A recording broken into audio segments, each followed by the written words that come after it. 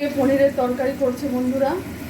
একদম খুব অল্প তেল মশলা দিয়ে একদম হেলদি একটা পনিরের তরকারি, যেটা পোলাওয়ের সাথে খেতে খুব ভালো লাগবে। আর গ্যাসের ফ্লেম সবসময় লোয়ে দিয়ে কিন্তু পনিরটা ভাজতে হবে ভালো করে। আর এখানে রেখে দিয়েছি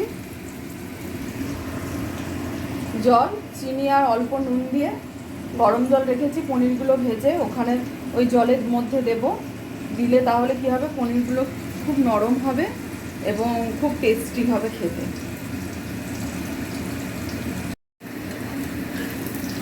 একদম লাল হয়ে ভাজা হয়ে গেছে। এইবার আমি ওই যে জলটা করে রেখেছিলাম ওতে আস্তে আস্তে দিয়ে দেবো।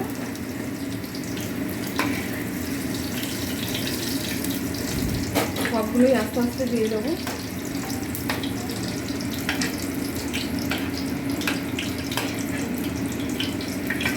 সুন্দর ভাজা হয়ে গেছে। এইবার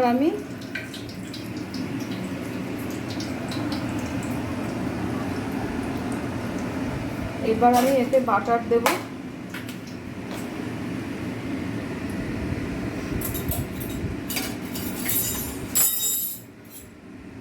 এইবার এতে আমি বাটার দেব প্রায় 300 গ্রাম পনির রয়েছে, তার বাটার এইটুকুটাই লাগবে। আর লো ফ্লেমে কিন্তু সবই হবে।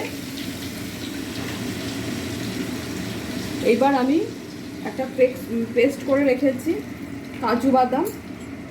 কাজু বাদাম বাটা, টমেটো আর একটা পেঁয়াজ, আর তার সাথে 3টে কাঁচা লঙ্কা দিয়ে আমি মিক্সিতে পেস্ট করে রেখেছিলাম, সেটা আমি দিয়ে দিলাম। এগুলো পুরো ভাজা ভাজা হয়ে গেলে পুরো ভাজা ভাজা হয়ে যাবে।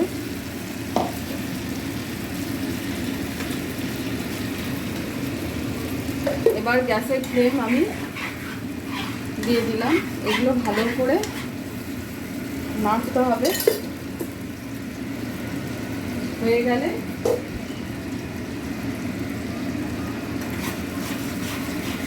তারপর আমি পনিরগুলো এতে দিয়ে দেবো।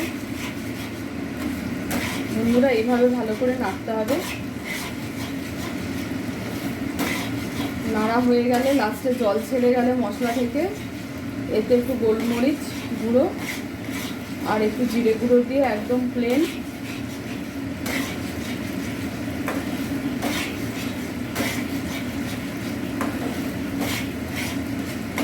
এইভাবে নাড়তে হবে।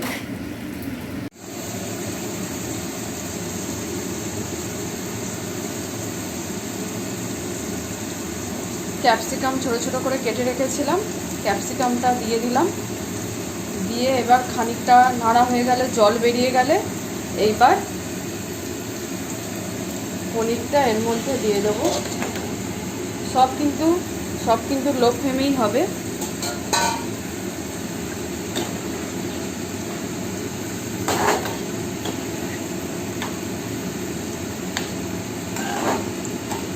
নুন স্বাদ মতো দিয়ে দিয়েছিলাম ক্যাপসিকাম দেওয়ার সময়, গোলমরিচও দিয়ে দিয়েছি আর স্বাদ মতো জিরে গুঁড়োও দিয়ে দিয়েছি। আর এতে কিন্তু হলুদ দেব না।